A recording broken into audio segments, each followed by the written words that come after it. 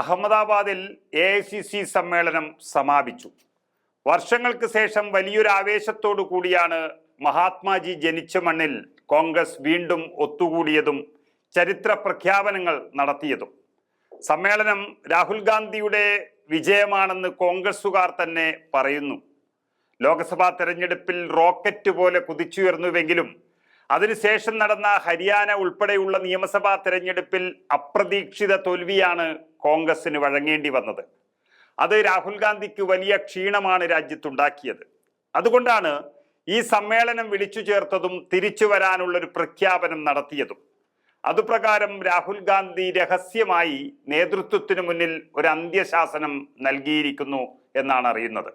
ഒരു വർഷത്തിനുള്ളിൽ 3 സംസ്ഥാനങ്ങൾ പുതുതായി കോൺഗ്രസ് പിടിച്ചെടുക്കണം എന്നുള്ളത്.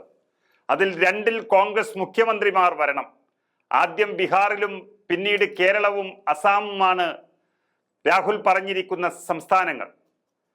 BJPക്ക് കനത്ത തിരിച്ചടി നൽകാനാണ് ഇത്തരമൊരു നിർബന്ധം രാഹുൽ ഗാന്ധി അറിയിച്ചിരിക്കുന്നത്. ഇതിലാദ്യം ബീഹാറാണ്.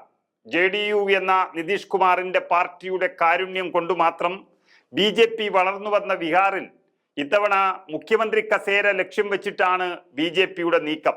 എന്നാൽ JDUവിന്റെ വോട്ട് കൂടി പിടിച്ചെടുത്ത് RJD അടങ്ങുന്ന ഇന്ത്യ സഖ്യത്തിന് ശക്തമായൊരു തിരിച്ചുവരവ് കഴിയണമെന്നും അതിൽ കോൺഗ്രസ് നിർണായകമായ പങ്കുവഹിക്കണമെന്നുമാണ് രാഹുൽ ഗാന്ധി നിർദ്ദേശം നൽകിയിരിക്കുന്നത്. അതിനായി കൂടുതൽ കാര്യങ്ങൾ ചെയ്യാൻ കനയ്യകുമാറിനെയാണ് രാഹുൽ ഗാന്ധി കാര്യങ്ങൾ ഏൽപ്പിച്ചിരിക്കുന്നത്. ഇപ്പോൾ 128, 115 എന്ന ചെറിയ വ്യത്യാസത്തിലാണ് NDA മുന്നണിയും ഇന്ത്യ മുന്നണിയും ബീഹാറിൽ നിൽക്കുന്നത്. എന്നാൽ BJPയുടെ എല്ലാ കള്ളക്കളികളും മുൻകൂട്ടി തിരിച്ചറിഞ്ഞ് തെരഞ്ഞെടുപ്പിനെ നേരിടണമെന്നും EVM-ഉം അതുപോലെ ബാക്കിയുള്ള തെരഞ്ഞെടുപ്പ് പ്രക്രിയകളെല്ലാം വളരെ സൂക്ഷ്മമായി നിരീക്ഷിക്കണമെന്നും രാഹുൽ ഗാന്ധി നിർദ്ദേശം നൽകിയിട്ടുണ്ട്. ബീഹാറിൽ സർക്കാർ രൂപീകരിക്കണമെന്നും രാഹുൽ ഗാന്ധിക്ക് നിർബന്ധമാണ്. അതിനായി വരും ദിവസങ്ങളിൽ ലാലു പ്രസാദ് യാദവുമായും തേജസ്വി യാദവുമായും രാഹുൽ ഗാന്ധി ചർച്ചകൾ നടത്തും. മറ്റൊരു സംസ്ഥാനം അസമാണ്.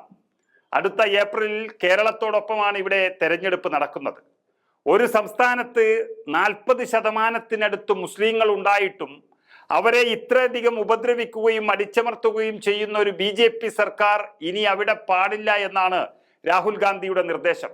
വിഘടിച്ചു നിൽക്കുന്ന ന്യൂനപക്ഷ വോട്ടുകളെ ഒന്നിപ്പിച്ച് സംസ്ഥാനം പിടിക്കണമെന്ന നിർബന്ധം അത് രാഹുൽ ഗാന്ധി ഗൗരവ് ഗൊഗോയിയെയാണ് അറിയിച്ചിരിക്കുന്നത്. അതിനുവേണ്ടി രാഹുൽ ഗാന്ധി ഗൗരവ് ഗൊഗോയി എന്ന ലോകസഭയിൽ തീപാറിക്കും നേതാവിനെ അസമിലേക്ക് നിയമിച്ചിരിക്കുകയാണ്.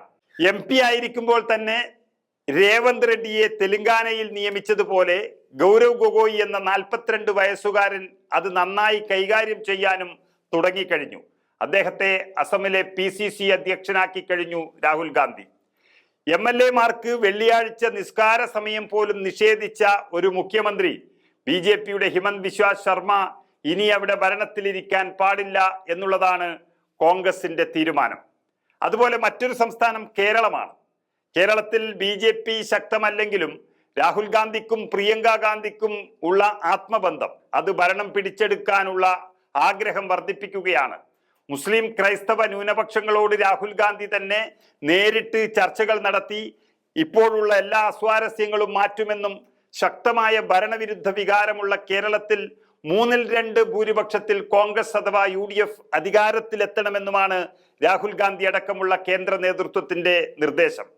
ലോകസഭയിൽ കിട്ടിയ മുൻതൂക്കം കഴിഞ്ഞ തവണ നിയമസഭയിൽ കിട്ടിയിട്ടില്ല. അതിന്റെ കാരണം പിണറായി വിജയനുള്ള സ്വാധീനം തന്നെയാണ്. പക്ഷെ ഇത്തവണ ന്യൂനപക്ഷങ്ങളിലേക്ക് കോൺഗ്രസ് തിരിച്ചെത്തുകയും ഭരണവിരുദ്ധ വികാരം ആളിക്കത്തിക്കുകയും വേണം എന്നുള്ളതാണ് നേതൃത്വം അറിയിച്ചിരിക്കുന്നത്. അതിന്റെ കൂടുതൽ ശ്രദ്ധ ചെലുത്താൻ AICC സംഘടനാ ജനറൽ സെക്രട്ടറി KC വേണുഗോപാലിനെയാണ് രാഹുൽ ഗാന്ധി ഏൽപ്പിച്ചിരിക്കുന്നത്. ഇതിൽ ബീഹാറിൽ ഇന്ത്യ സഖ്യത്തിൽ RJDയുടെ മുഖ്യമന്ത്രിയും കേരളത്തിലും അസമിലും കോൺഗ്രസിന്റെ മുഖ്യമന്ത്രിമാരും വരുമെന്ന കണക്കുകൂട്ടലിലാണ് AICC നേതൃത്വം പിരിഞ്ഞത്. അതിനോടൊപ്പം തെരഞ്ഞെടുപ്പ് നടക്കുന്ന ബംഗാളും തമിഴ്നാടും എന്തെല്ലാം താഴ്ന്ന കളികൾ കളിക്കാൻ BJP തയ്യാറാവുമെങ്കിലും അതെല്ലാം മമതയും സ്റ്റാലിനും നോക്കിക്കൊള്ളുമെന്ന വിശ്വാസം കോൺഗ്രസ് നേതൃത്വത്തിനുണ്ട്. ഏതായാലും ഒരു വർഷത്തിനുള്ളിൽ 3 സംസ്ഥാനങ്ങൾ പുതുതായി കോൺഗ്രസും ഇന്ത്യ സഖ്യവും പിടിച്ചെടുക്കണം എന്നുള്ളത് രാഹുൽ ഗാന്ധിയുടെ നിർബന്ധമാണ്, നിർദ്ദേശമാണ്.